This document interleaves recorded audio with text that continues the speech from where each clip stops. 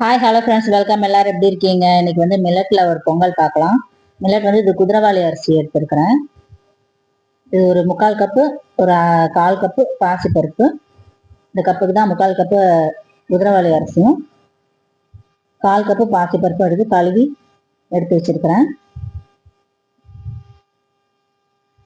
இது வந்து ரொம்ப உடம்புக்கு நல்லது. சுகர் பேஷண்ட்லாம் சாப்பிட்றதுக்கு ரொம்ப நல்லது உடம்புக்கு. இது லேட்டாக ஜீரணமாகும், அதனாலே சுகர் பேஷண்ட் சாப்பிட்லாம்.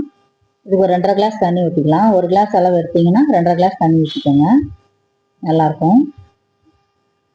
ஸ்லோவாக ஜீரணமாகறதுனால சுகர் பேஷண்ட் நல்லதுன்னு சொல்கிறாங்க. உப்பு சேர்த்துக்கோங்க. இது தாளிக்கிறது கருவேப்பிலை, இஞ்சி,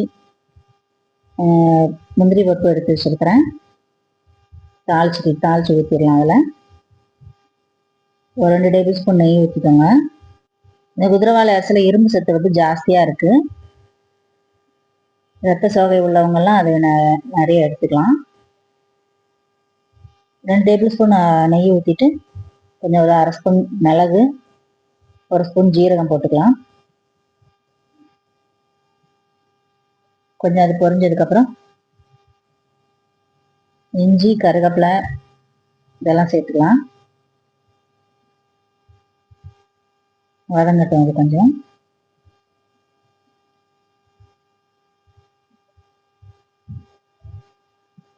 எடுத்து வச்சிருக்கிற கொஞ்சம் முந்திரி உங்கள் விருப்பத்துக்கு ஏற்ற மாதிரி எவ்வளோ வேணுமோ போட்டுக்கோங்க.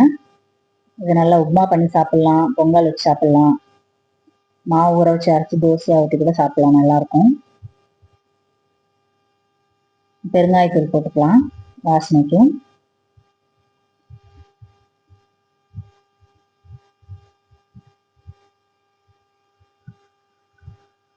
தாளிச்சு அதில் ஊற்றிட்டு இது கொஞ்சம் சாம்பார் வச்சுருக்கிறேன் நான். இந்த சாம்பார் வந்து ஏற்கனவே நான் போட்டிருக்கிறேன் வீடியோ. சிறுபருப்பு சாம்பார் தான் நல்லாயிருக்கும். இதுக்கு சட்னி பிடிக்கும்னா சட்னி அரைச்சிக்கோங்க. சாம்பார் வச்சுக்கனால அதுக்கு நான் தாளித்து ஊற்றிக்கிறேன். சிறுபருப்பு சாம்பார் தான் இது. சிறுபருப்பு நல்லா கழுவிட்டு அதில் வெங்காயம், தக்காளி, எனக்கு பிடிச்ச காய்கறி, பச்சை மிளகாய் இதெல்லாம் போட்டுட்டு கொத்தமல்லி போட்டு நல்லா 2 விசில் 3 விசில் வச்சு எடுத்துட்டு கொத்தமல்லி போட்டுக்கோங்க. நல்லாயிருக்கும். உங்களுக்கு பிடிச்ச காய்கறி போட்டுக்கோங்க. நான் உருளைக்கிழங்கு, கத்திரிக்காயும் போட்டிருக்கேன். நல்ல டேஸ்ட்டாக இருக்கும். இது பச்சை மிளகாய் மட்டும்தான் போடுவேன். உங்களுக்கு பிடிக்குன்னா மிளகாத்தூள் சேர்த்துக்கலாம், குழம்பு மிளகாத்தூள். இது கொஞ்சம் கடுகு, கருவேப்பிலை மட்டும் தாளிச்சு ஊற்றினா போதும். இந்த மில்லட் பொங்கல் வந்து நல்ல ஃபில்லிங்காக இருக்கும். நல்லா சாதம் வச்சு 2 கரண்டி வச்சு சாப்பிட்றதுக்கு இது 1 கரண்டி வச்சு சாப்பிட்டாலே போதும். வயிறு நல்ல ஃபில்லிங்காக இருக்கும், சூப்பராக இருக்கும். நல்லா இட்லி, தோசை, சப்பாத்தி, பொங்கல் அதுக்கெல்லாம் அந்த சாம்பார் வந்து ரொம்ப நல்லாயிருக்கும்.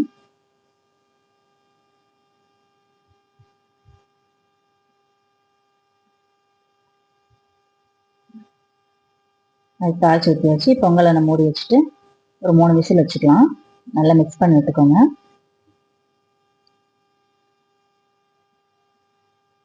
ஒரு விசில் வந்து ஹை ஃப்ளேமில் வச்சுட்டு 2 விசில் ஸ்லோ ஃப்ளேமில் வச்சுருங்க. நல்லா வெந்துடும்.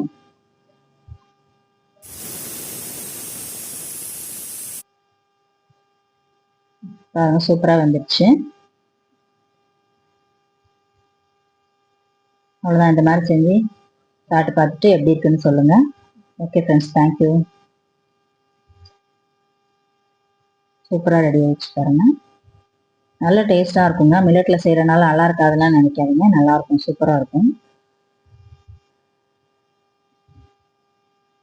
Okay friends, thank you.